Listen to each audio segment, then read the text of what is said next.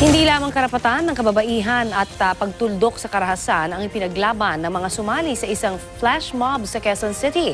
Nanawagan din po sila sa pagbabalik sa peace talks ng gobyerno at ng NDFP. Balitang hatid ni Dano Tingkuko.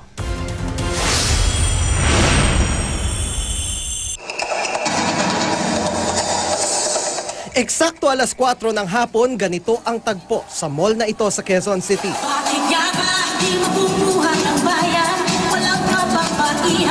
Bigla ang pagsayaw ng mga kababaihan mula sa iba't ibang larangan, mula sales lady, kolehiyala at mga kabataan. Bahagi ito ng isang build-up flash mob o flash mobilization ng taunang 1 billion Rising Revolution protest ngayong darating na Valentine's Day. Pinangunahan ito ni Gabriela Women's Party List Representative Emmy De Jesus, ang singer, theater actress at 1 billion Rising Global Director Monique Wilson at dating EB Babe Sugar Mercado.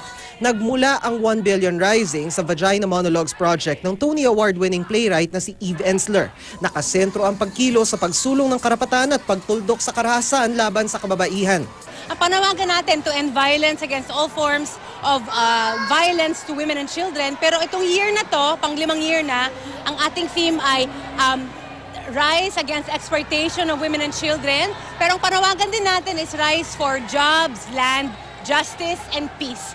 Kasama rin sa panawagan ng grupo ang pagbabalik sa peace talks ng gobyerno at ng National Democratic Front of the Philippines. Ang kapayapaang ito ay mangyayari lamang kung makakamit yung social justice at maa-address yung root causes ng kahirapan at saka ng karahasan na nararanasan ng kababaihan.